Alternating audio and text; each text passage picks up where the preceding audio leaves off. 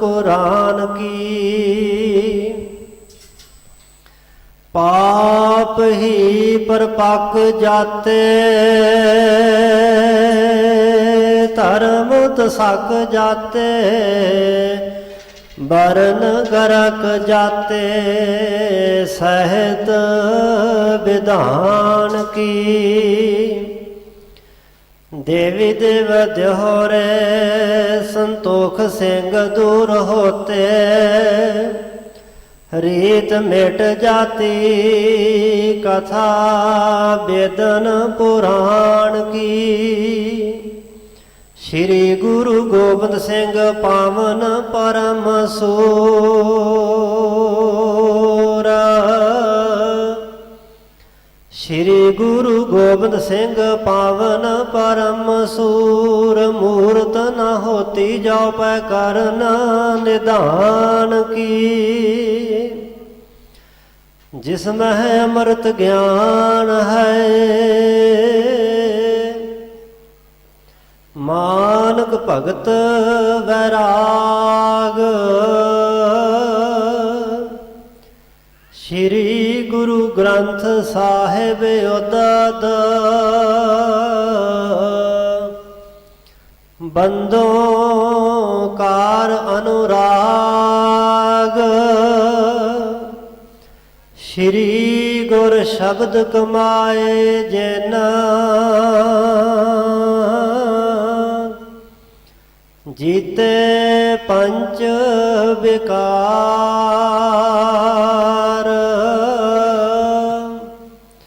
तिन संतन को बंदना सिर चरणन पार तार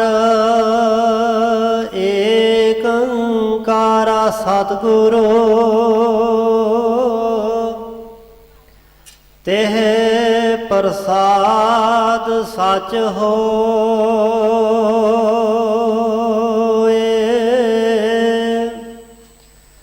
वाहिगुरु जी की फतेह है विघ्न विनाशन सो वाहिगुरु जी की फतेह है विघ्न विनाशन सोए।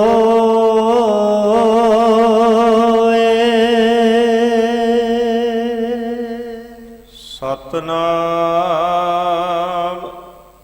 श्री वाहिगुरु साहिब जी ले आयस तब उठे मसंद मोदक धरै पतासे बरिंद मिश्री के बहुथार सुधारी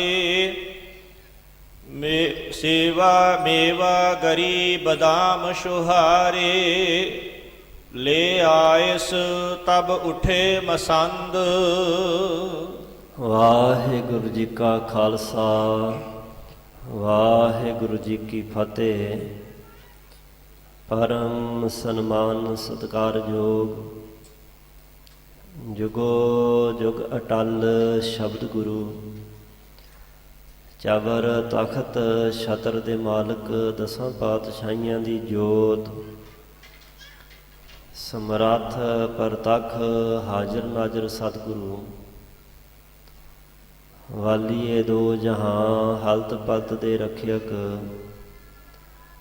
धन धन साहिब सतगुरु आदि श्री गुरु ग्रंथ साहिब जी महाराज ऐसे दीन दयाल सतगुरु पातशाह जी दी अपरे अपार किरपा रहमत बख्शिश दा सदका श्री दशमेश पिता जी श्री कलगीधर जी पंथ वाली अमृत दे दाते सतगुरु साहिब कमाल बादशाह दरवेश अरशां फरशां दे मालक नीले दे शाहे असवार देग तेग दे धनी मर्द अगमड़े धन धन धन सतगुरु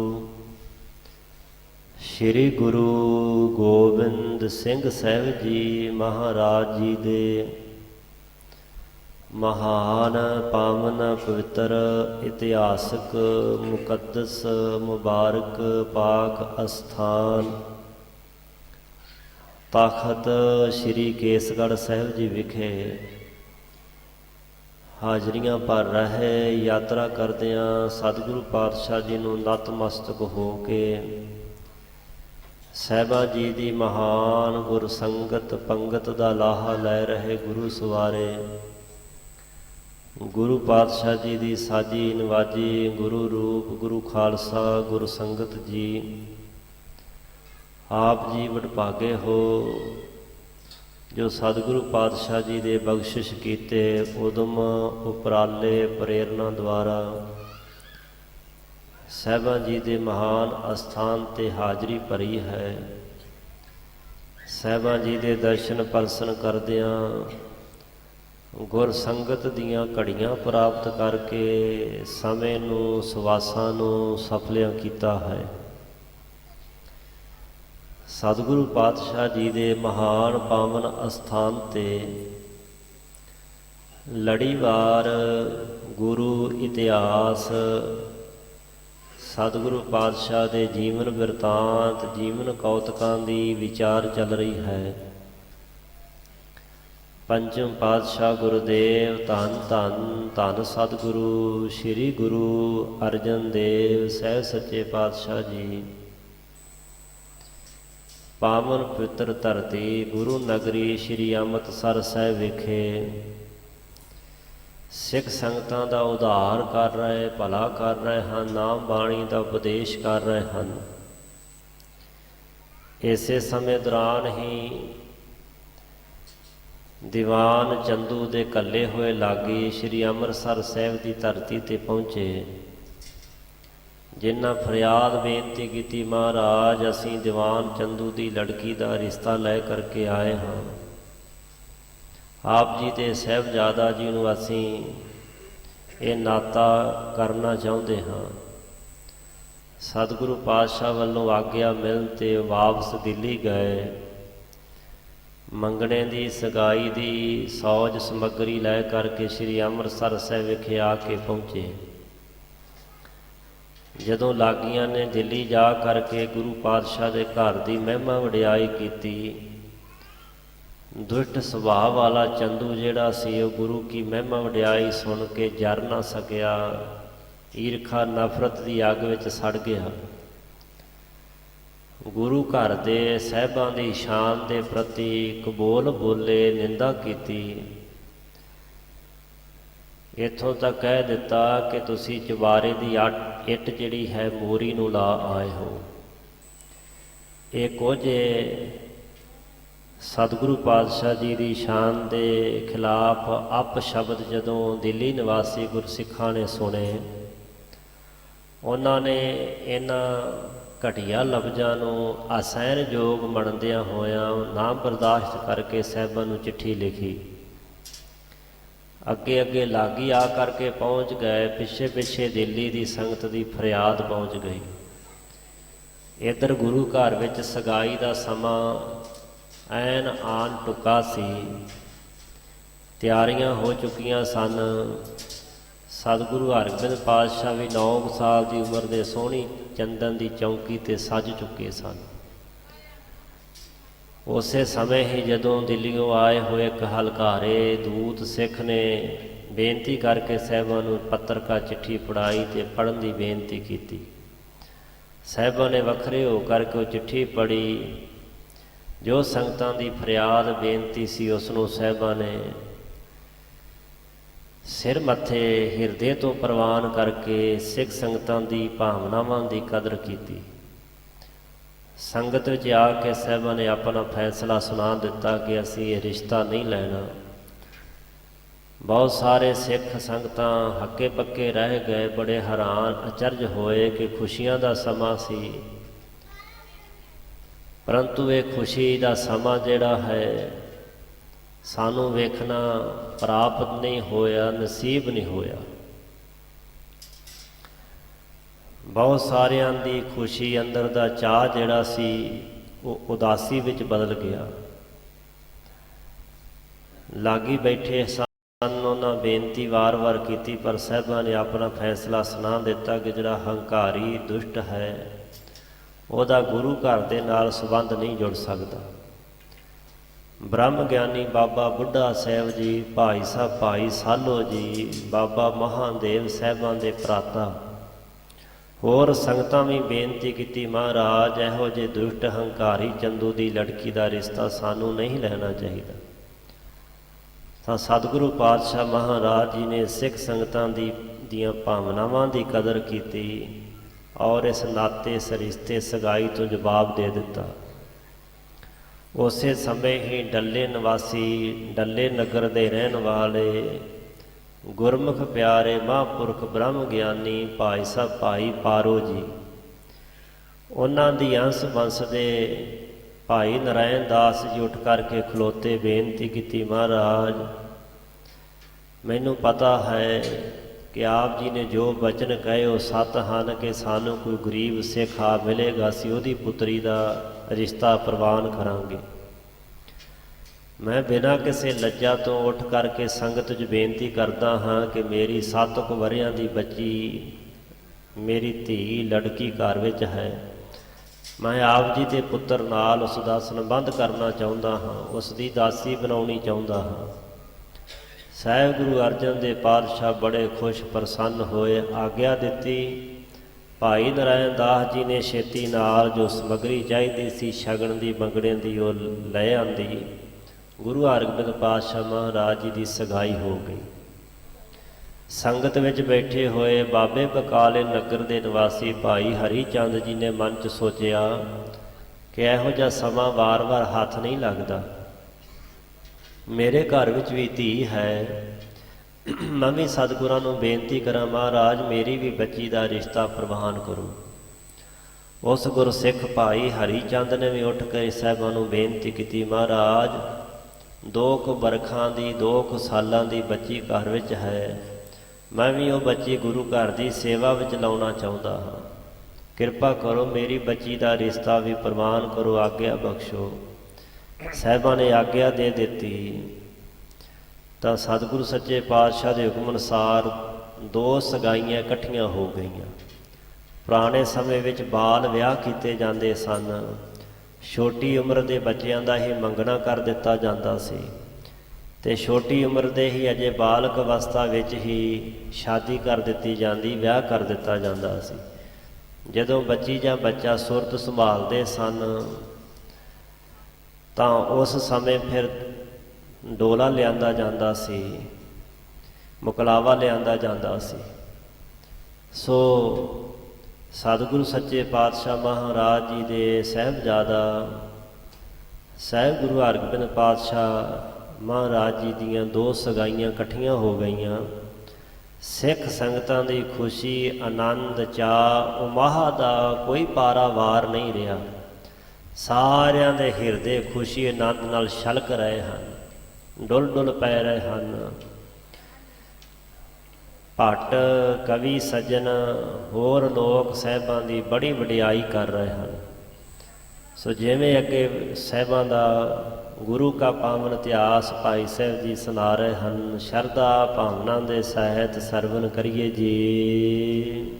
ਲੈ ਆਇਸ ਤਬ ਉਠੇ ਮਸੰਦ, ਮੋਦਕ ਧਰੇ ਪਤਾਸੇ ਬਰਿੰਦ। ਸਤਿਗੁਰੂ ਧੰਨ ਗੁਰੂ ਅਰਜਨ ਦੇਵ ਸੱਚੇ ਪਾਤਸ਼ਾਹ ਜੀ ਦੀ ਆਇਸ ਹੁੰਦੀ ਆਗਿਆ ਲੈ ਕੇ, ਹੁਕਮ ਲੈ ਕਰਕੇ ਜਿਹੜੇ ਮੁਖੀ ਸਿੱਖ ਜਿਨ੍ਹਾਂ ਨੂੰ ਮਸੰਦ ਦੀ ਪਦਵੀ ਹਾਸਲ ਸੀ, ਉਹ ਮੁਖੀ ਸਿੱਖ ਮਸੰਦ ਉੱਠੇ। ਬਹੁਤ ਸਾਰੇ ਮੋਦਕ ਕਹਿੰਦੇ ਲੱਡੂਆਂ ਨੂੰ, ਮੋਦਕ ਤੇ ਪਤਾਸੇ ਜਿਹੜੇ ਇਹੋ ਜਿਹੇ ਖੁਸ਼ੀਆਂ ਦੇ ਸਮੇਂ, ਸ਼ਗਨ ਦੇ ਸਮੇਂ ਲਿਆ ਕਰਕੇ ਰੱਖੇ ਸਨ। ਮਿਸ਼ਰੀ ਕੇ ਬਹੁ ਥਾਰ ਸੁਧਾਰੇ, ਮੇਵਾ ਗਰੀ ਬਦਾਮ ਸੁਹਾਰੇ। ਮਿਸ਼ਰੀ ਦੇ ਬਹੁਤ ਸਾਰੇ ਥਾਲ ਵੀ ਸੁਧਾਰ ਕਰਕੇ ਰੱਖੇ ਸਨ। ਅੱਜ ਵੀ ਜਦੋਂ ਬੱਚੀ ਜਾਂ ਬੱਚੇ ਦਾ ਮੰਗਣਾ ਹੁੰਦਾ ਤਾਂ ਮਿਸ਼ਰੀ ਉਹ ਕੁੱਜੇ ਜਿਹੇ ਲਿਆਂਦੇ ਜਾਂਦੇ ਹਨ, ਵਰ ਦੀ ਝੋਲੀ ਵਿੱਚ ਪਾਏ ਜਾਂਦੇ ਹਨ। ਸੋ ਮਿਸ਼ਰੀ ਮਿੱਠੇ ਵਿੱਚੋਂ ਉੱਤਮ ਮਿੱਠਾ ਮੰਨਿਆ ਜਾਂਦਾ ਹੈ। ਪੁਰਾਣੇ ਸਮੇਂ ਵਿੱਚ ਗੁੜ ਦੀ ਰੋੜੀ ਵੀ ਪਾ ਦਿੰਦੇ ਸਨ ਸ਼ਗਨ ਵਜੋਂ। ਸੋ ਮਿਸ਼ਰੀ ਦੇ ਬਹੁਤ ਸਾਰੇ ਥਾਲ ਸੁਧਾਰ ਕੇ ਰੱਖੇ ਹਨ। ਮੇਵਾ, ਗਿਰੀਆਂ ਬਦਾਮ ਦੀਆਂ ਤੇ ਛੁਹਾਰੇ, ਇਹ ਸਾਰੀ ਸਮੱਗਰੀ ਤਿਆਰ ਹੈ। ਸਭ ਵਰਤਾਏ ਸਭਾ ਮਝਾਰੇ, ਭਰ ਭਰ ਅੰਜੁਲ ਦੇ ਜਨ ਸਾਰੇ। ਜਿੰਨੀ ਸਭਾ ਸੰਗਤ ਸੱਜੀ ਸੀ ਦੀਵਾਨ ਵਿੱਚ, ਸਤਿਗੁਰੂ ਹਰਗੋਬਿੰਦ ਪਾਤਸ਼ਾਹ ਦੇ ਮੰਗਣੇ ਤੇ ਸਗਾਈ ਦੇ ਸਮੇਂ ਜਿੰਨੀਆਂ ਸੰਗਤਾਂ ਪਹੁੰਚੀਆਂ ਸਨ, ਉਹਨਾਂ ਸਾਰਿਆਂ ਨੂੰ ਉਹ ਸਮੱਗਰੀ, ਇਹ ਜਿਹੜੀਆਂ ਵਸਤੂਆਂ ਸਨ, ਮਿਸ਼ਰੀ, ਮੇਵੇ, ਗਿਰੀਆਂ, ਬਦਾਮ, ਛੁਹਾਰੇ, ਪਤਾਸੇ ਤੇ ਲੱਡੂ, ਭਰ ਭਰ ਅੰਜਲ, ਅੰਜਲ ਹੁੰਦੇ ਬੁੱਕ, ਬੁੱਕ ਭਰ ਭਰ ਕੇ ਸਾਰਿਆਂ ਨੂੰ ਖੁੱਲ੍ਹੇ ਇਹ ਪਦਾਰਥ ਛਕਣ ਵਾਸਤੇ ਵਰਤਾਏ ਗਏ। ਅਦਕ ਭੀਰ ਹੇਰੀ ਗੁਰ ਜਬੈ, ਗਨ ਵਰਤਾਵੇ ਲਾਇਸ ਤਬੈ। ਪੰਚਮ ਪਾਤਸ਼ਾਹ ਗੁਰੂ ਅਰਜਨ ਦੇਵ ਸਾਹਿਬ ਜੀ ਨੇ ਜਦੋਂ ਸਿੱਖ ਸੰਗਤਾਂ ਦੀ ਜ਼ਿਆਦੀ ਭੀੜ ਵੇਖੀ ਕਿ ਬਹੁਤ ਜ਼ਿਆਦੀ ਭੀੜ ਹੈ ਤੇ ਵਰਤਾਵੇ ਥੋੜੇ ਨੇ, ਤਾਂ ਸਾਹਿਬਾਂ ਨੇ ਗਨ ਵਰਤਾਵੇ ਲਾਇਸ ਤਬੇ। ਤਦੋਂ ਗਨ ਹੁੰਦੇ ਬਹੁਤ ਸਾਰੇ ਵਰਤਾਵੇ ਜਿਹੜੇ ਸਨ ਇਹਨਾਂ ਵਸਤੂਆਂ ਨੂੰ ਵਰਤਾਉਣ ਵਾਲੇ। ਕੋਈ ਲੱਡੂ ਵਰਤਾ ਰਿਹਾ, ਕੋਈ ਪਤਾਸਿਆਂ ਨੂੰ, ਕੋਈ ਮਿਸ਼ਰੀ ਨੂੰ, ਕੋਈ ਗਿਰੀਆਂ ਬਦਾਮ, ਕੋਈ ਮੇਵੇ, ਸੁੱਕੇ ਮੇਵੇ, ਕੋਈ ਛੁਹਾਰੇ। ਇਸ ਤਰ੍ਹਾਂ ਇਹ ਜਿਹੜੀਆਂ ਵਸਤੂਆਂ ਸਨ ਛਕਣ ਵਾਲੀਆਂ, ਗੁਰੂ ਕੇ ਸਿੱਖ ਬਹੁਤ ਸਾਰੇ ਵਰਤਾਵੇ ਲੱਗ ਕਰਕੇ ਸਾਹਿਬਾਂ ਦੇ ਹੁਕਮ ਅਨੁਸਾਰ ਵਰਤਾ ਰਹੇ ਹਨ। ਸਭ ਕੋ ਪਹੁੰਚੈ ਕਹਿਓ ਸੁਨਾਈ, ਵਰਤੀ ਤੁਰਤ ਸਮੂਹ ਮਿਠਾਈ। ਪੰਚਮ ਗੁਰਦੇਵ ਨੇ ਉੱਚੀ ਆਵਾਜ਼ ਦੇ ਵਿੱਚ ਸੁਣਾ ਕੇ ਸਾਰਿਆਂ ਨੂੰ ਆਖਿਆ, ਜਿੰਨੇ ਵਰਤਾਵੇ ਸਨ ਕਿ ਭਾਈ ਵਰਤਾਵਿਓ, ਇਹ ਜੋ ਵਸਤੂਆਂ ਤੁਸੀਂ ਵਰਤਾ ਰਹੇ ਹੋ ਕੋਈ ਰਹਿ ਨਾ ਜਾਵੇ, ਸਾਰਿਆਂ ਦੇ ਪਾਸ ਪਹੁੰਚਣੀਆਂ ਚਾਹੀਦੀਆਂ ਨੇ। ਕੋਈ ਐਸਾ ਨਾ ਕਹੇ ਕਿ ਮੈਨੂੰ ਤਾਂ ਕੋਈ ਬਦਾਮ ਦੀ ਗਿਰੀ ਨਹੀਂ ਵੇਖਣ ਨੂੰ ਮਿਲੀ, ਮੈਨੂੰ ਛੁਹਾਰਾ ਹੀ ਕੋਈ ਨਹੀਂ ਮਿਲਿਆ। ਐਸਾ ਸੁਣਨ ਵਿੱਚ ਆਉਂਦਾ ਹੁੰਦਾ ਸੀ।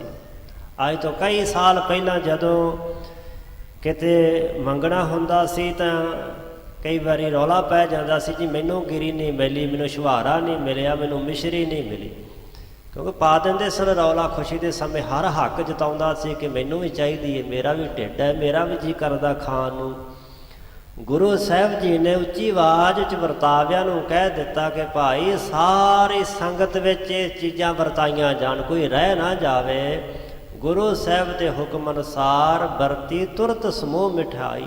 ਜਿੰਨੀ ਮਠਿਆਈ ਲਿਆਂਦੀ ਸੀ ਸਾਰੀਆਂ ਸੰਗਤਾਂ ਵਿੱਚ ਗੁਰੂ ਕੇ ਸਿੱਖਾਂ ਵਰਤਾਵਿਆਂ ਨੇ ਤੁਰੰਤ ਵਰਤਾ ਦਿੱਤੀ। ਸਭ ਹੀ ਧੰਨ ਧੰਨ ਗੁਰ ਕਹੈ, ਤੁਮਰੇ ਸਮ ਤੁਮ ਹੀ ਪ੍ਰਭ ਅਹੈ। ਜਦੋਂ ਬੁੱਕ ਭਰ ਭਰ ਕੇ ਪਦਾਰਥ ਛਕਣ ਨੂੰ ਮਿਲੇ ਤੇ ਧੰਨ ਧੰਨ ਤਾਂ ਫਿਰ ਆਪੇ ਹਿਰਦੇ ਤੋਂ ਨਿਕਲਨੇ ਸੀ।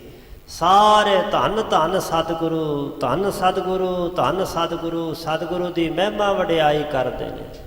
ਵੈਸੇ ਸਿੱਖ ਦੀ ਵਡਿਆਈ ਜਿਹੜੀ ਹੈ ਕਿਸੇ ਖਾਨ 'ਤੇ ਨਹੀਂ ਟਿਕੀ ਹੁੰਦੀ। ਸਿੱਖ ਹਿਰਦਿਓਂ ਸਤਿਗੁਰੂ ਨੂੰ ਪਿਆਰ ਕਰਦਾ ਹੈ। ਸੋ ਇਹ ਖੁਸ਼ੀ ਦਾ ਸਮਾਂ ਹੈ। ਸਾਰੀਆਂ ਸਿੱਖ ਸੰਗਤਾਂ ਨੂੰ ਪਦਾਰਥ ਵਰਤਾਏ ਗਏ ਤੇ ਸਭ ਹੀ ਧੰਨ ਧੰਨ ਗੁਰ ਕਹੈ। ਸਾਰੇ ਪ੍ਰੇਮੀ ਸਿੱਖ ਧੰਨ ਸਤਿਗੁਰੂ ਅਰਜਨ ਦੇਵ ਪਾਤਸ਼ਾਹ, ਧੰਨ ਗੁਰੂ ਅਰਜਨ ਦੇਵ ਸਾਹਿਬ ਜੀ, ਧੰਨ ਸਾਹਿਬਾਂ ਦੇ ਸਾਹਿਬਜ਼ਾਦੇ ਗੁਰੂ ਹਰਗੋਬਿੰਦ ਪਾਤਸ਼ਾਹ ਜੀ।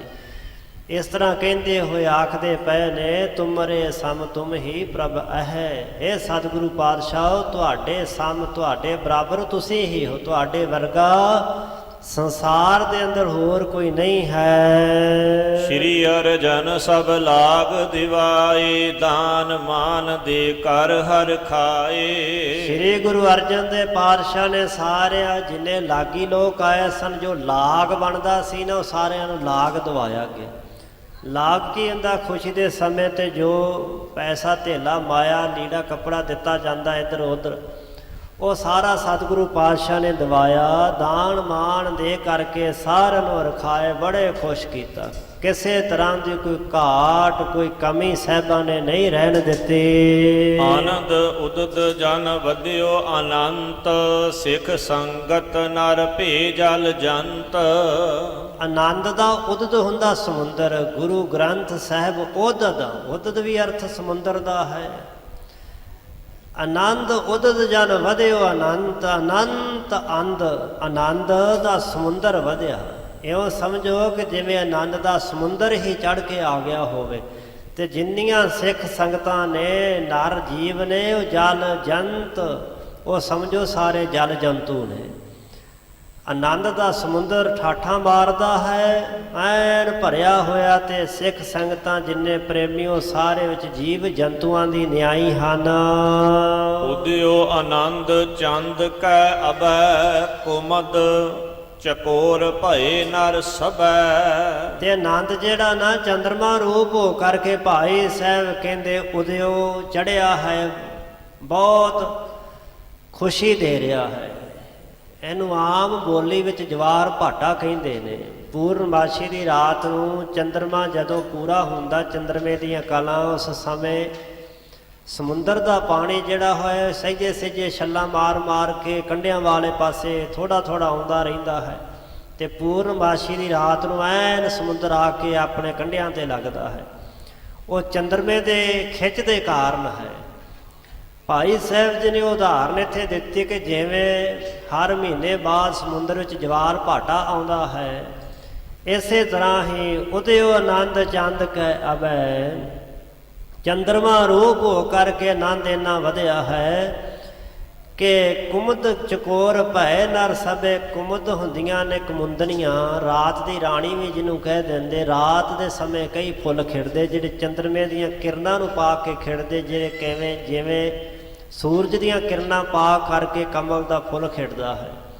ਬਹੁਤ ਸਾਰੇ ਫੁੱਲ ਨੇ ਸੂਰਜ ਚੜ੍ਹਨ 'ਤੇ ਖਿੜਦੇ ਨੇ, ਤੇ ਬਹੁਤ ਸਾਰੇ ਫੁੱਲ ਨੇ ਐਸੇ ਨੇ ਜਿਹੜੇ ਚੰਦਰਮਾ ਚੜ੍ਹਨ 'ਤੇ ਖਿੜਦੇ, ਸੂਰਜ ਚੜ੍ਹ ਜਾਏ ਤੇ ਉਹ ਕੁਮਲਾ ਜਾਂਦੇ ਨੇ। ਭਾਈ ਸਾਹਿਬ ਕਹਿੰਦੇ ਜਿਹੜੀਆਂ ਕੁਮੁੰਦਨੀਆਂ ਨਾ ਜਾਂ ਫਿਰ ਚਕੋਰਾਂ, ਇਹਨਾਂ ਦੀ ਨਿਆਈ ਭੈ ਨਰ ਸਭੇ, ਸਾਰੇ ਜਿੰਨੇ ਨਰ ਸਿੱਖ ਪ੍ਰੇਮੀ ਹਨ ਉਹਨਾਂ ਦੇ ਮਨ ਵਿੱਚ ਬੜਾ ਭਾਰੀ ਆਨੰਦ ਹੈ। ਜਿਵੇਂ ਚੰਦਰਮੇ ਨੂੰ ਵੇਖ ਕੇ ਕੁਮੁੰਦਨੀਆਂ ਖਿੜ ਜਾਂਦੀਆਂ, ਚਕੋਰ ਜਿਹੜੇ ਬੜੀ ਖੁਸ਼ ਹੁੰਦੀ ਹੈ। ਚੰਦੂ ਕੇ ਲਾਗੀ ਜੇ ਦੋਏ, ਚੱਕਵਾ ਸਮ ਦੁਖ ਪ੍ਰਾਪਤ ਸੋਏ। ਪਰ ਜਿਹੜੇ ਚੰਦੂ ਦੇ ਲਾਗੀ ਸਨ ਨਾ ਦੋਵੇਂ ਜਾਣੇ, ਇੱਕ ਉਹ ਪੰਡਤ ਬ੍ਰਾਹਮਣ, ਇੱਕ ਨਾਈ, ਜਿਹੜੇ ਦੋ ਜਾਣੇ ਵਿੱਚੋਂ ਸਨ, ਉਹਨਾਂ ਨੂੰ ਇੰਨਾ ਦੁੱਖ ਪ੍ਰਾਪਤ ਹੋ ਰਿਹਾ। ਚੱਕਵਾ ਸਮ, ਚੱਕਵੀ ਤੇ ਚੱਕਵਾ, ਉਹਨਾਂ ਬਾਰੇ ਬੜੀ ਪੁਰਾਤਨ ਰਵਾਇਤ ਹੈ। ਬਾਣੀ ਦੇ ਅੰਦਰ ਵੀ ਇਸ ਰਵਾਇਤ ਦਾ ਜ਼ਿਕਰ ਹੈ। ਚੱਕਈ ਜੋ ਨਰ ਬਿਸਰੈ, ਆਏ ਮਿਲੇ ਪ੍ਰਭਾਤ, ਜੋ ਨਰ ਬਿਸਰੇ ਬਿਸਰੇ ਰਾਮ, ਸਿਉ ਨਾ ਦਿਨ ਮਿਲੈ ਨਾ ਰਾਤ। ਚੱਕਵੀ ਤੇ ਚੱਕਵੇ ਬਾਰੇ ਐਸਾ ਖਿਆਲ ਕੀਤਾ ਜਾਂਦਾ ਕਿ ਰਾਤ ਦੇ ਸਮੇਂ ਵਿਛੜ ਜਾਂਦੇ, ਉਹ ਦੁਖੀ ਹੁੰਦੇ ਨੇ। ਚੱਕਵਾ ਸਮ ਦੁਖ ਪ੍ਰਾਪਤ ਸੋਏ, ਇਹਨਾਂ ਨੂੰ ਚੱਕਵੇ ਦੀ ਨਿਆਈ ਬਹੁਤ ਭਾਰੀ ਦੁੱਖ ਪ੍ਰਾਪਤ ਹੁੰਦਾ ਹੈ। ਲਖ ਅਨੁਚਿਤ ਗੁਰ ਹਿਰਦੇ ਵਿਚਾਰਾ, ਤਿਨ ਦੋਇਨ ਕੋ ਨਿਕਟ ਹਕਾਰਾ। ਇਹਨਾਂ ਨੇ ਲੱਖ ਅਨੁਚਿਤ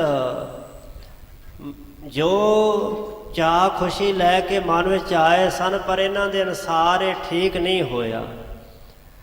ਇਸ ਵਾਸਤੇ ਬੜੇ ਉਦਾਸ ਉਪਰਾਮ ਸਨ। ਤੇ ਗੁਰੂ ਅਰਜਨ ਦੇਵ ਪਾਤਸ਼ਾਹ ਨੇ ਐਸੇ ਸਮੇਂ 'ਤੇ ਇਹਨਾਂ ਨੂੰ ਉਦਾਸ ਗਮ ਵਿੱਚ ਡੁੱਬਿਆਂ ਵੇਖ ਕਰਕੇ ਲੱਖ ਅਨੁਚਿਤ ਅਯੋਗ ਜਾਣ ਕੇ ਸਾਹਿਬਾਂ ਨੇ ਮਨ 'ਚ ਸੋਚਿਆ ਵਿਚਾਰਿਆ, ਇਹਨਾਂ ਦੋਵਾਂ ਨੂੰ ਆਪਣੇ ਨਿਕਟ ਹਕਾਰਾ ਆਪਣੇ ਕੋਲ ਸੱਦ ਲਿਆ। ਸਮੈ ਹਰਖ ਕੋ ਸਭ ਹਰਖਾਏ, ਤੁਮ ਮਨ ਭੰਗ ਸਚਿੰਤ ਦਿਸਾਏ। ਗੁਰੂ ਪਾਤਸ਼ਾਹ ਕਹਿਣ ਲੱਗੇ, ਭਾਈ ਇਹ ਤਾਂ ਖੁਸ਼ੀ ਦਾ ਸਮਾਂ, ਤੇ ਸਾਰੇ ਬੜੇ ਹਰਖਾਏ ਖੁਸ਼ ਪ੍ਰਸੰਨ ਹੋ ਰਹੇ ਨੇ, ਪਰੰਤੂ ਤੁਹਾਡੇ ਦੋਵਾਂ ਦੇ ਮਨ ਬੜੇ ਭੰਗ ਨੇ, ਠੱਠੇ ਹੋਏ ਮਨ ਉਦਾਸ ਦਿਸਾਏ ਦਿਸ ਰਹੇ ਨੇ। ਸਚਿੰਤ, ਚਿੰਤਾ ਦੇ ਸਹਿਤ ਦਿਸਾਏ ਦਿਸਦੇ ਪਏ ਨੇ। ਤੁਸੀਂ ਸਾਨੂੰ ਬੜੇ ਚਿੰਤਤ ਗਮ ਵਿੱਚ ਡੁੱਬੇ ਹੋਏ ਨਜ਼ਰ ਪੈਂਦੇ ਹੋ। ਲਿਹੋ ਧਨ ਗਾਨ ਮਨ ਆਨੰਦ ਕਰੀਜੈ, ਚੰਦੂ ਕੋ ਬ੍ਰਿਤੰਤ ਕਹਿ ਦੀਜੈ। ਤੇ ਲਓ ਤੁਸੀਂ ਵੀ ਗੁਰੂ ਘਰ ਦੇ ਵਿੱਚੋਂ ਅਣਗਿਣਤ ਧਨ ਪ੍ਰਾਪਤ ਕਰਕੇ ਆਨੰਦ ਕਰੀਜੇ, ਆਨੰਦ ਕਰੋ। ਤੁਸੀਂ ਵੀ ਖੁਸ਼ੀਆਂ ਮਾਣੋ, ਪ੍ਰਸੰਨ ਹੋਵੋ। ਤੇ ਚੰਦੂ ਨੂੰ ਜਾ ਕਰਕੇ ਸਾਰਾ ਜੋ ਬਿਰਤਾਂਤ ਹੈ, ਵਿਥਿਆ ਵਾਰਤਾ ਹੈ, ਦੱਸ ਦੇਵੋ। ਜੋ ਸੰਜੋਗ ਵਿਧਾਤਾ ਜੋਰੰ, ਸੋਈ ਹੋਏ ਨ ਕਿਸ ਕੋ ਜੋਰੰ। ਚੰਦੂ ਨੂੰ ਇਹ ਜਾ ਕੇ ਕਹਿ ਦਿਓ ਕਿ ਜੋ ਸੰਜੋਗ ਭਲੀ ਪ੍ਰਕਾਰ, ਜਿਹੜਾ ਜੋੜ ਹੈ ਨਾ, ਸੰਜੋਗ ਦਾ ਅਰਥ ਕਿ ਸੰਗ ਕਹਿੰਦੇ ਭਲੀ ਪ੍ਰਕਾਰ ਜੋਗ ਹੁੰਦਾ ਜੁੜਨਾ। ਜਿਹੜਾ ਇਹ ਜੋਗ ਹੈ ਨਾ, ਤਾਈਏ ਸਾਹਿਬਾਂ ਕਿਆ ਬਾਣੇ ਸੰਜੋਗ ਵਿਜੋਗ ਧੁਰੋਂ ਹੀ ਹੁਆ। ਇਹ ਧੁਰ ਦਰਗਾਹ ਦੇ ਲੇਖ ਹੁੰਦੇ ਨੇ। ਵਿਧਾਤਾ ਜੋ ਰੰਗ ਵਿਧਾਤਾ ਹੁੰਦਾ ਹੈ, ਅਕਾਲ ਪੁਰਖ ਵਾਹਿਗੁਰੂ ਕੀਤੇ ਕਰਮਾਂ ਦਾ ਫਲ ਵਰਦਾਤਾ। ਉਹ ਜਿਹੜਾ ਪਰਮੇਸ਼ਰ ਹੈ ਉਹ ਧੁਰੋਂ ਹੀ ਸੰਜੋਗ ਵਿਜੋਗ ਜੋੜਦਾ ਹੈ। ਇਹਦੇ ਵਿੱਚ ਕਿਸੇ ਹੋਰ ਦਾ ਕੋਈ ਜ਼ੋਰ ਨਹੀਂ ਚੱਲਦਾ, ਕਿਸੇ ਦੀ ਸਮਰੱਥਾ ਤਾਕਤ ਨਹੀਂ ਚੱਲਦੀ। ਜਿਜਨੇ ਕਹਿਓ ਜੋਗਤਾ ਨਾਹੀ, ਜੇ ਸੰਬੰਧ ਤੁਮ ਸੋ ਹੋਏ ਜਾਹੀ। ਉਹ ਜਿਹੜਾ ਪੰਡਤ ਸੀ ਚੰਦੂ ਦੀ ਤਰਫੋਂ ਆਇਆ, ਉਹ ਕਹਿਣ ਲੱਗਾ ਮਹਾਰਾਜ ਸਾਡੇ ਵਾਸਤੇ ਤੁਹਾਡੇ ਕੋਲੋਂ ਪੈਸੇ ਲੈਣੇ, ਕੋਈ ਵਸਤੂ ਲੈਣੀ ਯੋਗਤਾ ਨਹੀਂ, ਅਸੀਂ ਯੋਗ ਨਹੀਂ ਸਮਝਦੇ ਹਾਂ, ਠੀਕ ਨਹੀਂ ਸਮਝਦੇ। ਜੇਕਰ ਤਾਂ ਜੋ ਰਿਸ਼ਤਾ ਸੀ ਲੈ ਕੇ ਆਏ ਸੀ ਉਹ ਸੰਬੰਧ ਹੋ ਜਾਂਦਾ, ਤੁਹਾਡੇ ਘਰ ਦੇ ਨਾਲ ਚੰਦੂ ਦਾ ਰਿਸ਼ਤਾ ਜਿਹੜਾ ਸੀ ਬੱਚੀ ਦਾ ਹੋ ਜਾਂਦਾ। ਤੋ ਲੈਬੋ ਹਮਕੋ ਬਨ ਜਾਏ, ਇਮ ਨਹਿ ਲਿਹ ਦੇਹੋ ਸਮੁਦਾਏ। ਤਾਂ ਫਿਰ ਸਾਡਾ ਲੈਣਾ ਬਣਦਾ ਸੀ, ਫਿਰ ਤਾਂ ਅਸੀਂ ਆਪ ਉਹ ਮੰਗ ਕੇ ਲੈ ਲੈਣਾ ਸੀ। ਮਹਾਰਾਜ ਅਸੀਂ ਲਾਗੀ ਲੋਕ ਹਾਂ, ਆਸ ਕਰਕੇ ਬੈਠਦੇ ਹਾਂ ਕਿ ਖੁਸ਼ੀ ਦਾ ਸਮਾਂ ਆਵੇ ਤੇ ਸਾਨੂੰ ਵੀ ਕੁਛ ਮਿਲੇ। ਤੇ ਮਹਾਰਾਜ ਹੁਣ ਲੈਣਾ ਨਹੀਂ ਸਾਡਾ ਯੋਗ ਬਣਦਾ। ਇਮ ਨਹਿ ਲਿਹ, ਮਹਾਰਾਜ ਇਸ ਤਰ੍ਹਾਂ ਅਸੀਂ ਨਹੀਂ ਜੇ ਲੈ ਸਕਦੇ। ਦਿਓ ਸਮੁਦਾਇ, ਤੁਸੀਂ ਬਾਕੀ ਸਾਰਿਆਂ ਨੂੰ ਦੇਵੋ, ਜੋ ਕਿਸੇ ਦੀ ਇੱਛਾ ਉਹਦੀ ਭਾਵਨਾ ਪੂਰੀ ਕਰੋ, ਤੁਸੀਂ ਕਿਰਪਾ ਕਰ ਰਹੇ ਹੋ। ਪਰ ਮਹਾਰਾਜ ਅਸੀਂ ਇਸ ਗੱਲ ਨੂੰ ਮੁਨਾਸਬ ਨਹੀਂ ਸਮਝਦੇ, ਠੀਕ ਨਹੀਂ ਸਮਝਦੇ ਕਿ ਅਸੀਂ ਕੁਛ ਤੁਹਾਡੇ ਕੋਲੋਂ ਲੈਣਾ ਕਰੀਏ। ਇਸ ਵਿਦ ਜਥਾ ਜੋਗ ਸਭ ਕੀਨ, ਸ੍ਰੀ ਅਰਜਨ ਸਤਿਗੁਰੂ ਪ੍ਰਬੀਨ। ਇਸ ਤਰ੍ਹਾਂ ਜਥਾ ਜੋਗ ਜੋ ਠੀਕ ਬਣਦਾ ਸੀ, ਜਥਾਰ ਸਤਿਗੁਰੂ ਪਾਤਸ਼ਾਹ ਨੇ ਸਾਰਾ ਉਸ ਤਰ੍ਹਾਂ ਕੀਤਾ। ਸ੍ਰੀ ਗੁਰੂ ਅਰਜਨ ਦੇਵ ਪਾਤਸ਼ਾਹ ਜੋ ਪ੍ਰਬੀਨ ਅੰਤਰਜਾਮੀ ਹਨ। ਪ੍ਰਬੀਨ ਸ਼ਬਦ ਸਾਹਿਬਾਂ ਨੇ ਬਾਣੀ ਵਿੱਚ ਵੀ ਵਰਤਿਆ ਹੈ। ਗੁਰੂ ਸਾਹਿਬਾਂ ਵਾਸਤੇ ਸ਼ਬਦ ਆਵੇ ਤਾਂ ਇਹਦਾ ਅਰਥ ਹੁੰਦਾ ਹੈ ਅੰਤਰਜਾਮੀ। ਗੁਰੂ ਕੇ ਸਿੱਖ ਵਾਸਤੇ ਆਵੇ ਦਾ ਅਰਥ ਹੁੰਦਾ ਸਿਆਣਾ, ਸਮਝਦਾਰ, ਸੁਗੜ। ਅੰਤਰਜਾਮੀ ਸ੍ਰੀ ਗੁਰੂ ਅਰਜਨ ਦੇਵ ਸੱਚੇ ਪਾਤਸ਼ਾਹ ਮਹਾਰਾਜ ਜੀ ਨੇ ਜਿਵੇਂ ਜੋਗ ਬਣਦਾ ਸੀ ਇਹ ਕਾਰਜ ਕਰਨਾ, ਮੰਗਣੇ ਦਾ, ਸਗਾਈ ਦਾ, ਉਹ ਸਾਰੇ ਤਰ੍ਹਾਂ ਦੇ ਨਾਲ ਕੀਤਾ। ਸੁਤ ਕੋ ਆਇਸ ਉਠਬੇ ਦਈ, ਸਭਾ ਸਰਬ ਨਿਜ ਨਿਜ ਥਲ ਗਈ। ਸਤਿਗੁਰੂ ਪਾਤਸ਼ਾਹ ਜੀ ਨੇ ਸਾਹਿਬਜ਼ਾਦਾ ਜੀ ਦੇ ਤਾਈਂ ਉੱਠਣ ਦੀ ਆਇਸ ਆਗਿਆ ਦਿੱਤੀ ਕਿ ਸਾਹਿਬਜ਼ਾਦਾ ਜੀ ਹੁਣ ਤੁਸੀਂ ਉੱਠ ਪਵੋ।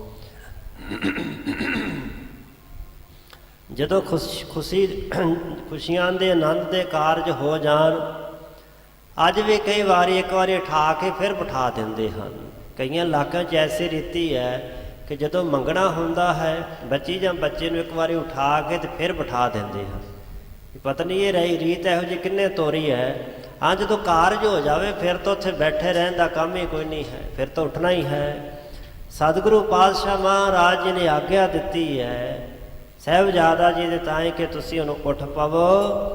ਸਭਾ ਸਰਬ ਨਿਜ ਨਿਜ ਥਲ ਗਈ। ਜਿੰਨੀ ਸਭਾ ਸਜੀ ਸੀ, ਸਿੱਖ ਸੰਗਤਾਂ ਜੁੜੀਆਂ ਸੀ, ਉਹ ਸਾਰੀਆਂ ਆਪਣੇ ਆਪਣੇ ਥਾਵਾਂ ਤੇ ਚਲੀਆਂ ਗਈਆਂ। ਦੋਹਰਾ ਸ੍ਰੀ ਹਰਿ ਗੋਬਿੰਦ ਚੰਦ ਤਬ, ਬਦਨ ਪ੍ਰਫੁੱਲਿਆ ਬਿਲੰਦ। ਸ੍ਰੀ ਹਰਗੋਬਿੰਦ ਸਾਹਿਬ ਸੱਚੇ ਪਾਤਸ਼ਾਹ ਦਲਾਂ ਨੂੰ ਭੰਜਣ ਵਾਲਾ ਸੂਰਬੀਰ ਬਹਾਦਰ ਯੋਧਾ ਸਤਿਗੁਰੂ ਜਿਨ੍ਹਾਂ ਦੀ 9 ਸਾਲ ਦੀ ਆਰਜੂ ਹੈ, ਉਹਨਾਂ ਦਾ ਜਿਹੜਾ ਬਦਨ ਮੁਖੜਾ ਹੈ, ਭਾਈ ਸਾਹਿਬ ਕਹਿੰਦੇ ਪ੍ਰਫੁੱਲ ਹੈ ਬਿਲੰਦ। ਬਿਲੰਦ ਬਹੁਤ ਸਾਰਾ ਪ੍ਰਫੁੱਲਤ ਹੈ, ਜਿਵੇਂ ਕਮਲ ਦਾ ਫੁੱਲ ਤਾਜ਼ਾ ਖਿੜਿਆ ਹੁੰਦਾ ਨਾ, ਇਸ ਤਰ੍ਹਾਂ ਭਾਈ ਸਾਹਿਬ ਕਹਿੰਦੇ ਗੁਰੂ ਹਰਗੋਬਿੰਦ ਪਾਤਸ਼ਾਹ ਦਾ ਮੁਖੜਾ ਐਨ ਖਿੜਿਆ ਹੋਇਆ ਟਹਿਕਦਾ ਹੈ। ਰੁਖ ਲਖ ਪਿਤ ਸਤ ਗੁਰੂ ਕੋ, ਉਠੇ ਸੋ ਦੇਤ ਆਨੰਦ। ਆਪਣੇ ਪਿਤਾ ਸਤਿਗੁਰੂ ਦਾ ਰੁਖ ਲਖ ਜਾਣ ਕਰਕੇ ਤੇ ਸਾਰਿਆਂ ਨੂੰ ਬੜਾ ਭਾਰੀ ਆਨੰਦ ਦਿੰਦੇ, ਖੁਸ਼ੀਆਂ ਦਿੰਦੇ ਹੋਏ ਸਤਿਗੁਰੂ ਗੁਰੂ ਹਰਗੋਬਿੰਦ ਪਾਤਸ਼ਾਹ ਜੀ ਜਿਸ ਚੰਦਨ ਦੀ ਚੌਂਕੀ ਤੇ ਸਜੇ ਸਨ, ਬੈਠੇ ਹੋਏ ਸਨ ਮੰਗਣੇ ਦੇ ਸਮੇਂ, ਉਸ ਚੌਂਕੀ ਤੋਂ ਉੱਠ ਪਏ। ਭੋਕਟ ਛੰਦ ਜਨਨੀ ਗਨ ਤ੍ਰਿਅਨ ਬੀਚ ਹੁਤੀ ਜਿਸ ਭਾਲ ਜਗੀ ਬੜ ਭਾਗ ਰਤੀ। ਮਾਂ ਗੰਗਾ ਜੀ ਸਤਿਗੁਰੂ ਹਰਗੋਬਿੰਦ ਪਾਤਸ਼ਾਹ ਜੀ ਦੀ ਜਨਨੀ ਹੈ। ਜਨਨੀ ਕਹਿੰਦੇ ਮਾਂ ਨੂੰ, ਨਾਨਕ ਜਨਨੀ ਧੰਨੀ ਮਾਏ। ਮਾਂ ਗੰਗਾ ਧੰਤਾ ਦੇ ਯੋਗ ਮਾਂ ਹੈ। ਬਹੁਤ ਸਾਰੀਆਂ ਮਾਈਆਂ ਬੀਬੀਆਂ ਜਿੱਥੇ ਸਜੀਆਂ ਸਨ ਬੈਠੀਆਂ, ਸੁਣੋ ਚ ਮਾਂ ਗੰਗਾ ਵੀ ਬੈਠੀ ਸੀ। ਭਾਈ ਸਾਹਿਬ ਕਹਿੰਦੇ ਜਿਸ ਭਾਲ ਜਗੀ ਬੜ ਭਾਗ ਮਣੀ। ਜਿਸ ਮਾਂ ਗੰਗਾ ਦੇ ਭਾਗਾਂ ਦੀ ਮਣੀ ਜਗ ਪਈ ਹੈ, ਪ੍ਰਫੁੱਲਤ ਹੋ ਗਈ ਹੈ। ਹਿਤ ਬੰਧਨ ਕੇ ਤਿਸ ਥਾਲ ਚਲੇ ਉਰ ਧਾਰ ਆਨੰਦ ਬਿਲੰਦ ਭਲੇ। ਹਿਤ ਬੰਧਨ ਕੇ, ਬੰਧਨ ਕਹਿੰਦੇ ਨੇ ਨਮਸਕਾਰ ਨੂੰ, ਦੱਦੇ ਦੀ ਜਗ੍ਹਾ ਧੱਦਾ ਹੋਵੇ ਉਹ ਬੰਧਨ ਬਣ ਜਾਂਦਾ ਹੈ, ਰੁਕਾਵਟ ਕੋਈ ਫਾਈ। ਸਤਿਗੁਰੂ ਸੱਚੇ ਪਾਤਸ਼ਾਹ ਗੁਰੂ ਹਰਗੋਬਿੰਦ ਸਾਹਿਬ ਜੀ ਉੱਠ ਕਰਕੇ ਹਿਤ ਬੰਧਨ ਕੇ ਤਿਸ ਸਥਾਨ ਚੱਲੇ। ਮਾਂ ਗੰਗਾ ਜੀ ਨੂੰ ਮੱਥਾ ਟੇਕਣ ਦੇ ਵਾਸਤੇ ਚੱਲੇ ਨੇ। ਔਰ ਧਾਰ ਆਨੰਦ ਬਿਲੰਦ ਭਲੇ, ਹਿਰਦੇ 'ਚ ਬੜਾ ਭਾਰੀ ਆਨੰਦ ਧਾਰ ਕਰਕੇ ਸਾਹਿਬਜ਼ਾਦਾ ਜੀ ਆਪਣੇ ਸਤਿਕਾਰਯੋਗ ਮਾਂ ਗੰਗਾ ਜੀ ਨੂੰ ਨਮਸਕਾਰ ਕਰਨ ਵਾਸਤੇ ਤੁਰੇ। ਪਦ ਮੰਦਹਿ ਮੰਦ ਧਰੇ ਧਰਨੀ ਬੜ ਲੋਚਨ ਤੇ ਕੁਟਲੈ ਬਰਨੀ। ਪਾਦ ਚਰਨ ਮੰਦੇ ਮੰਦ ਸਹਿਜੇ ਸਹਿਜੇ ਹੌਲੀ ਹੌਲੀ ਧਰੇ ਧਰਨੀ, ਧਰਤੀ ਤੇ ਧਾਰਨ ਕਰਦੇ ਰੱਖਦੇ ਚਰਨ ਟਿਕਾਉਂਦੇ ਸਹਿਜੇ ਸਹਿਜੇ ਜਾ ਰਹੇ ਨੇ। ਵੱਡ ਲੋਚਨ ਤੇ ਜਿਹੜੇ ਚੌੜੇ ਨੇਤਰ ਨੇ ਕਮਲ ਦੀਆਂ ਪੰਖੜੀਆਂ ਵਰਗੇ, ਕੁਟਲੇ ਬਰਨੀ। ਭਾਈ ਸਾਹਿਬ ਕਹਿੰਦੇ ਟੇਢਣੀਆਂ ਤੀਰ ਕਮਾਨ ਦੀ ਤਰ੍ਹਾਂ ਜਿਹੜੀਆਂ ਉੱਪਰਲੇ ਨੇਤਰਾਂ ਦੀਆਂ ਝਿਮਣੀਆਂ ਤੇ ਬਰਵਟਿਆਂ ਦੀ ਸ਼ੇਪ ਹੈ, ਬਹੁਤ ਸੋਹਣੀ ਨੇਤਰਾਂ ਦੀ ਸ਼ੋਭਾ ਹੈ। ਜੁਤ ਸੁੰਦਰਤਾ ਬਹੁ ਸ਼ੋਭ ਤਰੇ ਘਰ ਪੌਰ ਬਿਖੈ ਤਬ ਜਾਏ ਬਰੇ। ਬੜੀ ਸੁੰਦਰਤਾ ਸ਼ੋਭ ਰਹੀ ਹੈ ਗੁਰੂ ਹਰਗੋਬਿੰਦ ਪਾਤਸ਼ਾਹ ਜੀ ਦੀ। ਘਰ ਦੇ ਪੌਰ ਦਰਵਾਜ਼ੇ ਵਿੱਚੋਂ ਲੰਘ ਕੇ ਜਦੋਂ ਅੰਦਰ ਪ੍ਰਵੇਸ਼ ਹੋ ਗਏ। ਗਨ ਤ੍ਰਿਅਨ ਦੇਖ ਵਿਸ਼ੇਖ ਸੁਖੰ ਹਰ ਖਾਏ ਬਿਲੋਕਤ ਚਾਰ ਮੁਖੰ। ਬੇਅੰਤ ਇਸਤਰੀਆਂ ਮਾਈਆਂ ਬੀਬੀਆਂ ਘਰ 'ਚ ਸਜੀਆਂ ਸਨ, ਖੁਸ਼ੀ ਦੇ ਸਮੇਂ ਇਕੱਠੀਆਂ ਹੋਈਆਂ ਨੇ। ਚਾਰ ਉਹਦਾ ਸੁੰਦਰ ਮੁਖ ਵੇਖ ਕੇ ਗੁਰੂ ਹਰਗੋਬਿੰਦ ਪਾਤਸ਼ਾਹ ਜੀ ਦਾ ਹਰ ਖਾਏ ਬਿਲੋਕਤ, ਬਿਲੋਕ ਵੇਖ ਕਰਕੇ ਸਾਰੀਆਂ ਹਰ ਖਾਏ ਬੜੀਆਂ ਖੁਸ਼ ਹੋਈਆਂ, ਪ੍ਰਸੰਨ ਹੋਈਆਂ। ਕਰ ਜੋਰ ਨਮੋ ਸਭ ਧਾਰਤ ਹੈ ਗੁਰ ਨੰਦ ਗੁਰੂ ਸੋ ਵਿਚਾਰਤ ਹੈ। ਸਾਰੀਆਂ ਬੀਬੀਆਂ ਜਿਹੜੀਆਂ ਆਈਆਂ ਸਨ ਐਸੇ ਖੁਸ਼ੀ ਦੇ ਸਮੇਂ ਤੇ ਕਰ ਜੋਰ ਹੱਥ ਜੋੜ ਕਰਕੇ ਨਮੋ ਸਭ ਧਾਰ, ਸਾਰੀਆਂ ਨਮਸਕਾਰ ਕਰਨ ਲੱਗੀਆਂ ਸਾਹਿਬਜ਼ਾਦਾ ਗੁਰੂ ਹਰਗੋਬਿੰਦ ਪਾਤਸ਼ਾਹ ਜੀ ਨੂੰ। ਕਿਉਂ? ਗੁਰ ਨੰਦ ਗੁਰੂ ਸੋ ਵਿਚਾਰਤ ਹੈ। ਗੁਰੂ ਹਰਗੋਬਿੰਦ ਪਾਤਸ਼ਾਹ ਨੂੰ ਗੁਰੂ ਦਾ ਸਪੁੱਤਰ ਜਾਣ ਕੇ ਗੁਰੂ ਰੂਪ ਹੀ ਜਾਣਦੀਆਂ ਨੇ ਸੰਗਤਾਂ। ਭਾਵਨਾ ਵਾਲੇ ਸ਼ੁਰੂ ਤੋਂ ਹੀ ਗੁਰੂ ਸਰੂਪ ਸਮਝਦੇ ਸਨ। ਉਹਨਾਂ ਨੂੰ ਪਤਾ ਸੀ ਕਿ ਪਿਰਥੀ ਚੰਦ ਦੀ ਔਲਾਦ ਇੰਨੀ ਯੋਗੀ ਨਹੀਂ ਹੈ ਕਿ ਉਹ ਗੁਰੂ ਬਣ ਸਕਣ।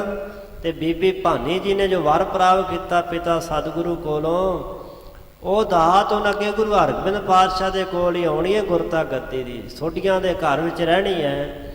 ਇਸ ਵਾਸਤੇ ਸਿਆਣੇ ਸਿੱਖ ਮਤਾਵਾਂ ਜਿਹੜੀ ਉਹਨਾਂ ਨੂੰ ਪਤਾ ਹੈ, ਇਸ ਦੇ ਲਈ ਗੁਰੂ ਹਰਗੋਬਿੰਦ ਪਾਤਸ਼ਾਹ ਨੂੰ ਗੁਰੂ ਸਰੂਪ ਜਾਣ ਕੇ ਇਹ ਗੁਰੂ ਸਾਹਿਬ ਦੇ ਸਾਹਿਬਜ਼ਾਦਾ ਨੂੰ ਨਮਸਕਾਰ ਕਰਦੀਆਂ ਹਨ।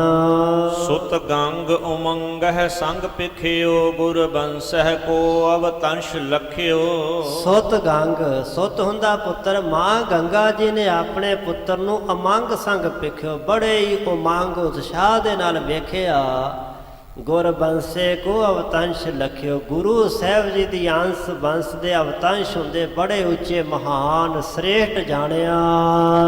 ਪਦ ਬੰਦਤ ਕੋ ਗਹਿ ਅੰਕ ਲਿਓ ਨਹਿ ਜਾਏ ਕਹਿਓ ਸੋ ਆਨੰਦ ਭਇਓ। ਜਦੋਂ ਹੀ ਗੁਰੂ ਹਰਗੋਬਿੰਦ ਪਾਤਸ਼ਾਹ ਨੇ ਮਾਂ ਗੰਗਾ ਜੀ ਦੇ ਚਰਨ ਫੜੇ, ਜਾ ਕੇ ਚਰਨਾਂ ਤੇ ਮੱਥਾ ਟੇਕਿਆ, ਮਾਂ ਗੰਗਾ ਜੀ ਨੇ ਛੇਤੀ ਨਾਲ ਗਲਵੱਕੜੀ ਵਿੱਚ ਲੈ ਲਿਆ। 9 ਸਾਲ ਦੇ ਪੁੱਤਰ ਨੂੰ ਮਾਂ ਗੰਗਾ ਜੀ ਨੇ ਗਲ ਵਿੱਚ ਗਲਵੱਕੜੀ 'ਚ ਲੈ ਕੇ ਮੁਖ ਚੁੰਮਿਆ।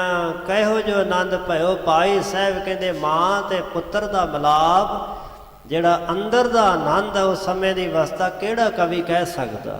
ਕਿਸੇ ਦੀ ਇੰਨੀ ਸੁਰਤ ਦੀ ਉਡਾਰੀ ਨਹੀਂ ਕਿ ਕੋਈ ਉਸ ਆਨੰਦ ਨੂੰ, ਉਸ ਸਮੇਂ ਦੀ ਖੁਸ਼ੀ ਤੇ ਪ੍ਰਸੰਨਤਾ ਨੂੰ ਬਿਆਨ ਕਰ ਸਕੇ।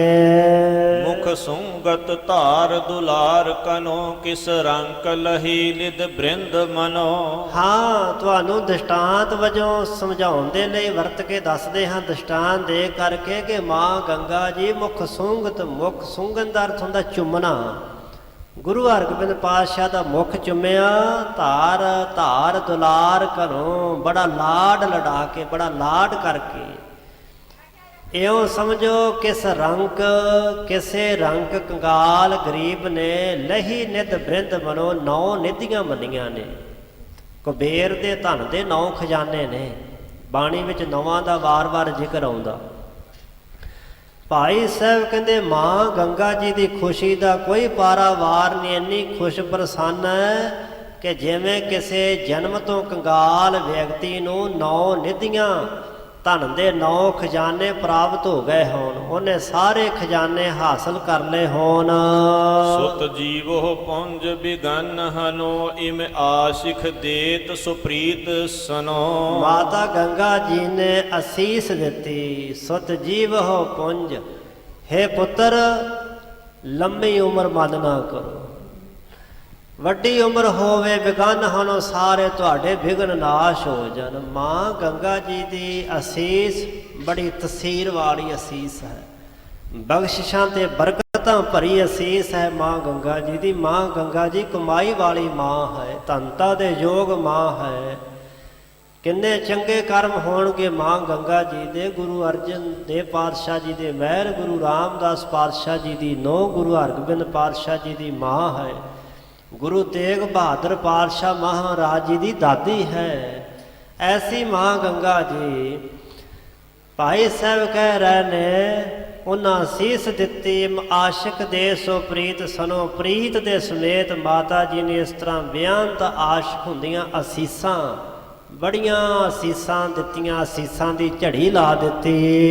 ਨਿਜ ਅੰਕ ਬਿਠਾਏ ਸੋ ਨੰਦਨ ਕੋ, ਸਭ ਨਾਰ ਪਿਖਿਓ ਜਗ ਬੰਧਨ ਕੋ। ਮਾਤਾ ਜੀ ਨੇ ਆਪਣੇ ਸਾਹਿਬਜ਼ਾਦਾ ਗੁਰੂ ਹਰਗੋਬਿੰਦ ਸਾਹਿਬ ਜੀ ਨੂੰ ਆਪਣੀ ਅੰਕ ਹੁੰਦਾ ਗੋਦ, ਗੋਦ ਵਿੱਚ ਬਿਠਾਇਆ। ਸਾਰੀਆਂ ਬੀਬੀਆਂ ਮਾਤਾਵਾਂ ਇਕੱਠੀਆਂ ਹੋ ਕੇ ਤੇ ਆ ਕੇ ਵਾਰ-ਵਾਰ ਸਾਹਿਬਜ਼ਾਦਾ ਜੀ ਦੇ ਚਰਨਾਂ ਤੇ ਮੱਥਾ ਟੇਕ ਰਹੀਆਂ ਹਨ। ਬਹੁ ਆਸ਼ਿਖ ਦੇਖ, ਬਹੁ ਆਸ਼ਿਖ ਦੇਤ ਵਿਧਾਇਨ ਕੋ, ਬੈ ਅਧੀਰਗ ਸੰਕਟ ਹੋਏ ਨ ਕੋ। ਬਹੁਤ ਸਾਰੀਆਂ ਆਸ਼ਿਕ ਅਸੀਸਾਂ ਦੇ ਰਹੀਆਂ ਨੇ, ਦੇਤ ਵਿਧਾਇਨ ਕੋ, ਮਾਤਾ ਜੀ ਤੁਹਾਨੂੰ ਵਧਾਈ ਹੋਵੇ, ਤੁਹਾਨੂੰ ਵਧਾਈ ਹੋਵੇ, ਤੁਹਾਡੇ ਸਾਹਿਬਜ਼ਾਦਾ ਜੀ ਦੀ ਮੰਗਣੀ ਹੋ ਗਈ, ਸਗਾਈ ਹੋ ਗਈ ਹੈ। ਨਾਲ ਹੋਰ ਵੀ ਸੀਸ ਦਿੰਦੀਆਂ, ਬੈ ਦੀਰਘ ਸੰਕਟ ਹੋਏ ਨਾ ਕੋ, ਤੁਹਾਡੇ ਸਾਹਿਬਜ਼ਾਦਾ ਜੀ ਦੀ ਲੰਮੀ ਉਮਰ ਹੋਵੇ, ਕਿਸੇ ਤਰ੍ਹਾਂ ਦਾ ਕੋਈ ਸੰਕਟ ਨੇੜੇ ਨਾ ਆਵੇ।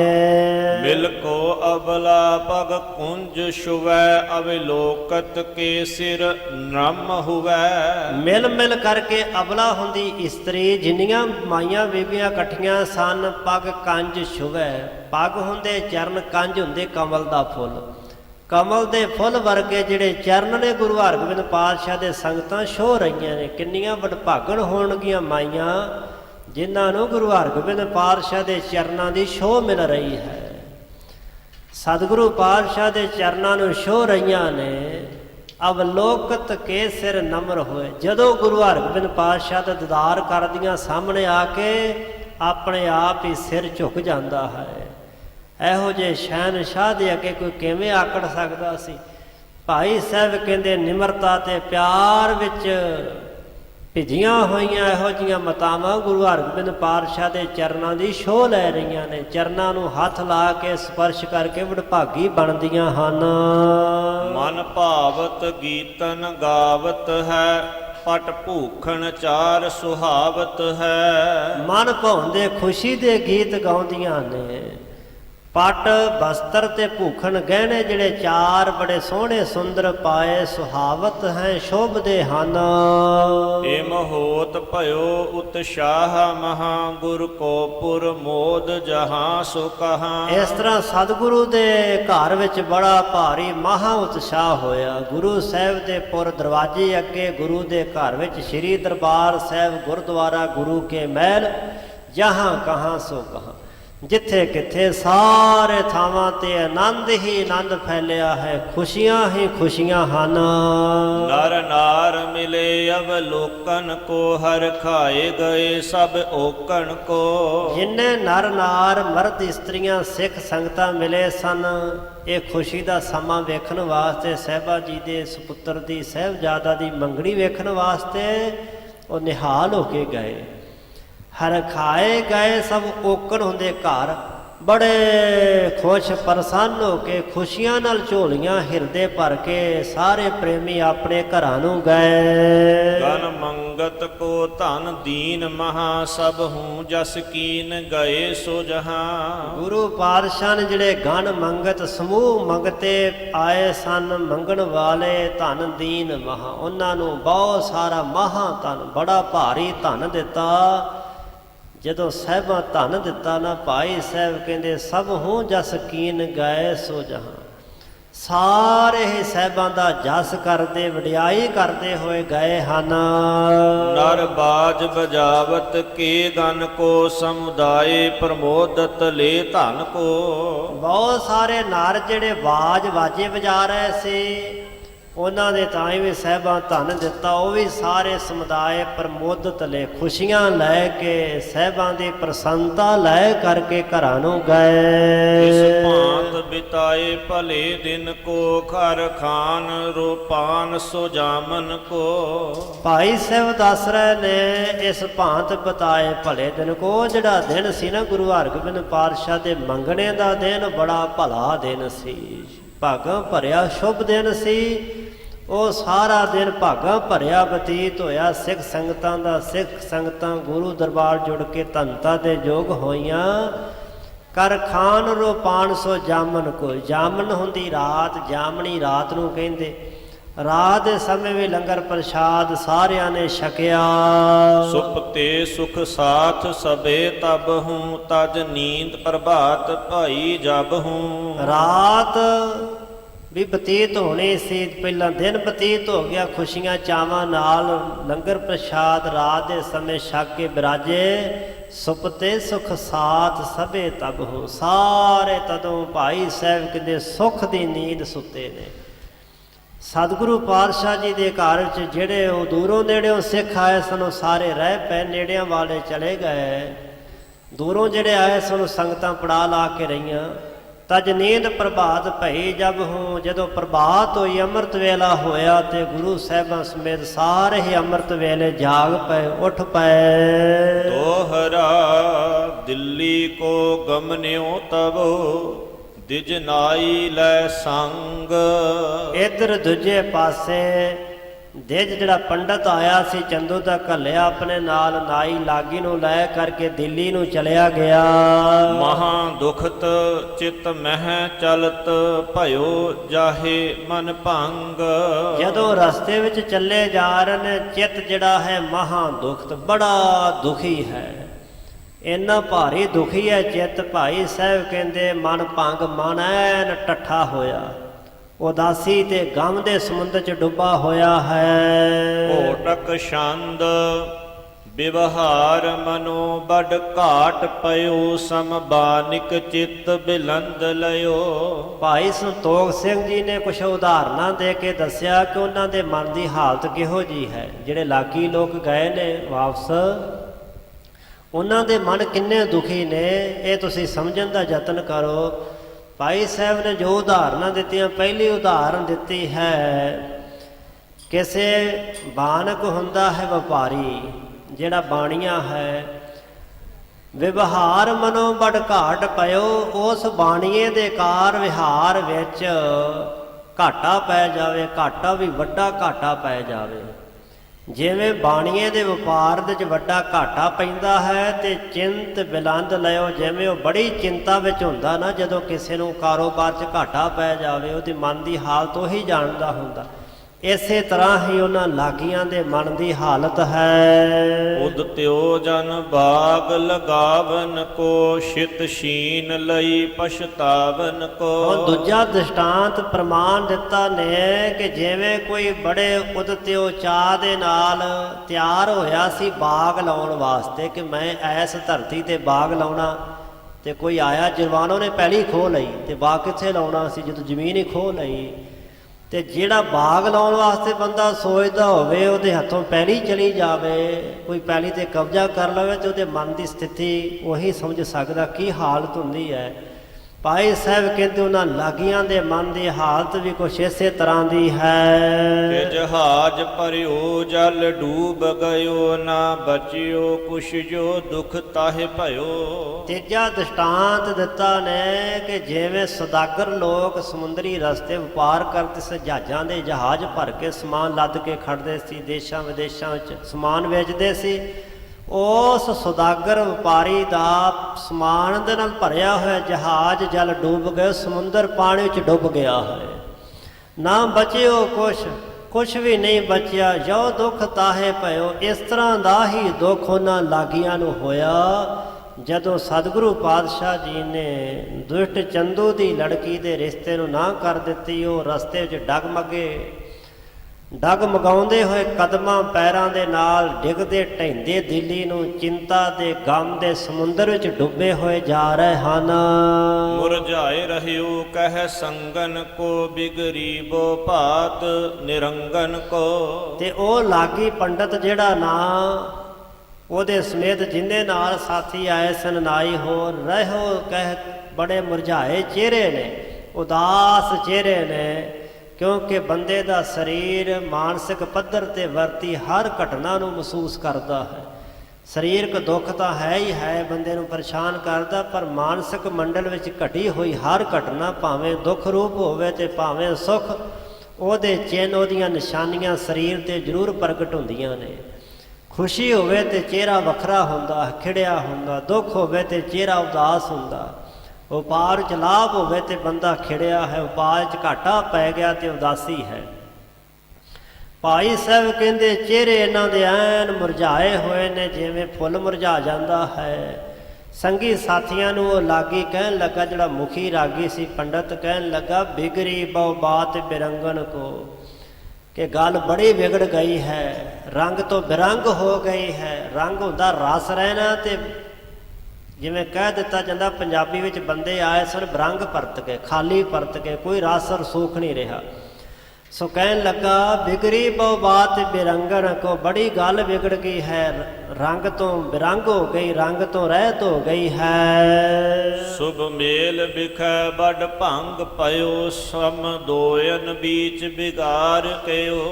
ਤੇ ਆਖਣ ਲੱਗਾ ਕਿ ਸ਼ੁਭ ਮੇਲ ਹੋਇਆ ਸੀ ਦੋਵਾਂ ਪਾਸਿਆਂ ਤੋਂ, ਪਰ ਵੱਡ ਭੰਗ ਪਇਓ, ਬਹੁਤ ਵੱਡਾ ਮਨ ਨੂੰ ਢਾਹ ਲਾਉਣ ਵਾਲਾ ਇਹ ਕੰਮ ਹੋ ਗਿਆ ਹੈ, ਜੋ ਬੇਰਸੀ ਪੈਦਾ ਹੋ ਗਈ ਹੈ।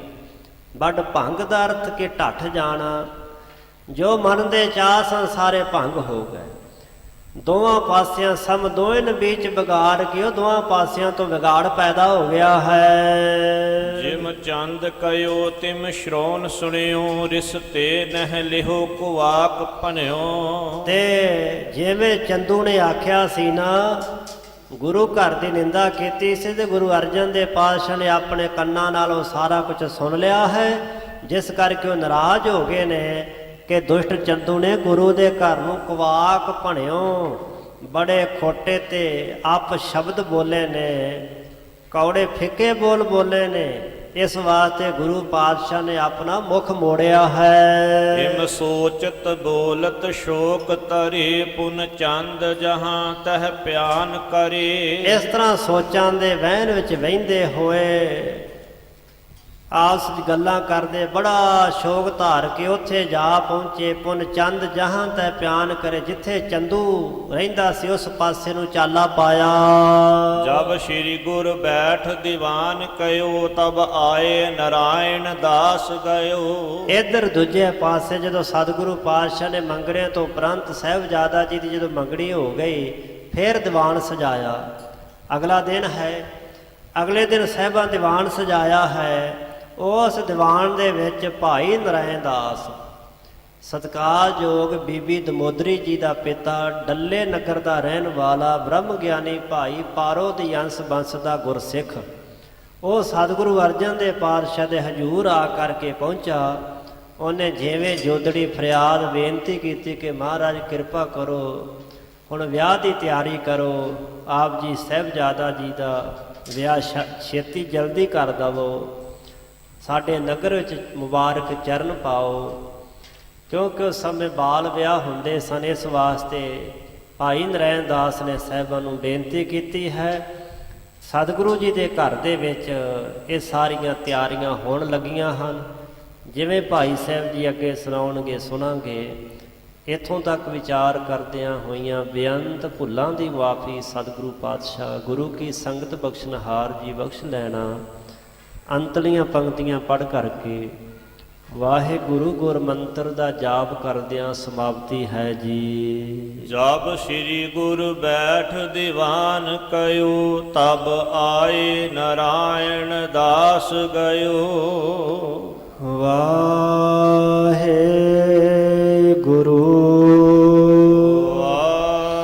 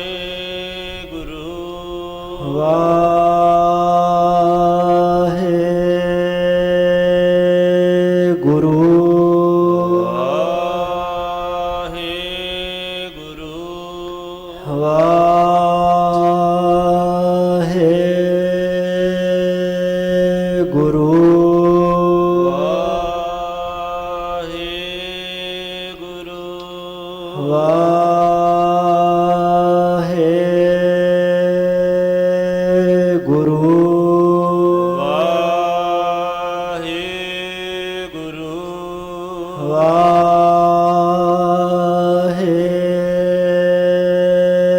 ਵਾਹਿਗੁਰੂ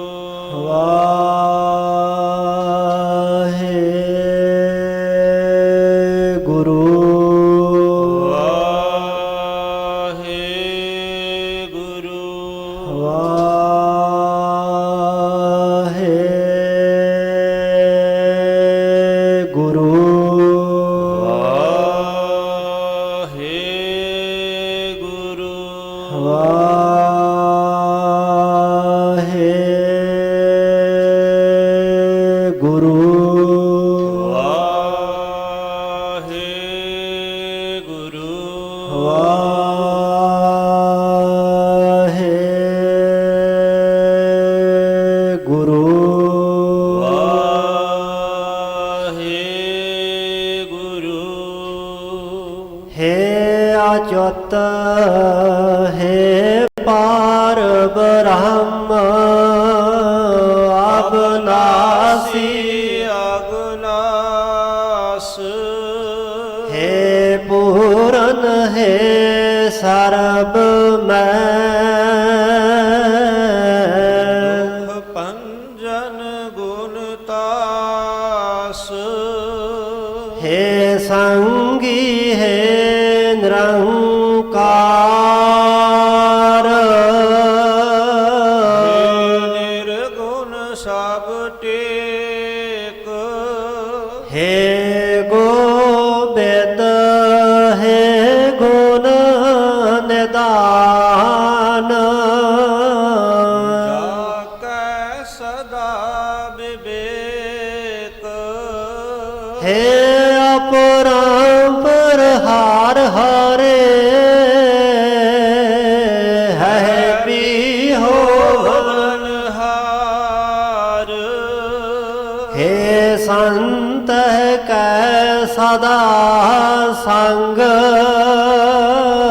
ਨਿਰਧਾਰਾ ਆਧਾਰ ਹੈ ਠਾਕੁਰ ਹਉ ਦਾਸ ਰੋ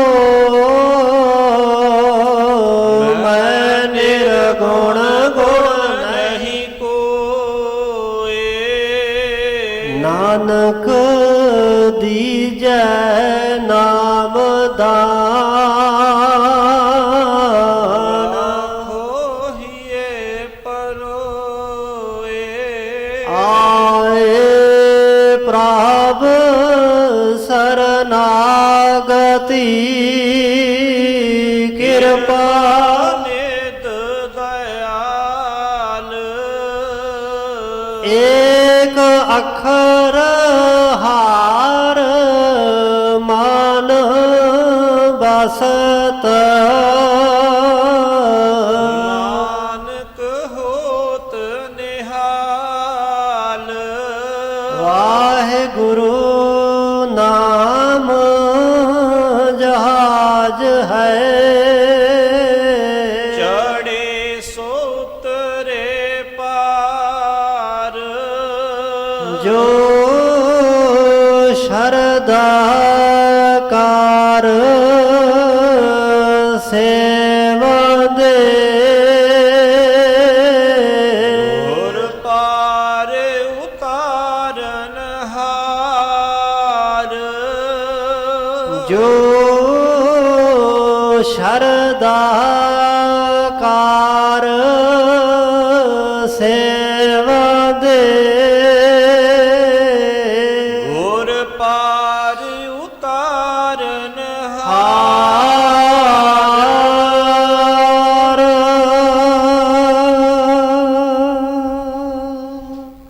ਵਾਹਿਗੁਰੂ ਜੀ ਕਾ ਖਾਲਸਾ ਵਾਹਿਗੁਰੂ ਜੀ ਕੀ ਫਤਿਹ।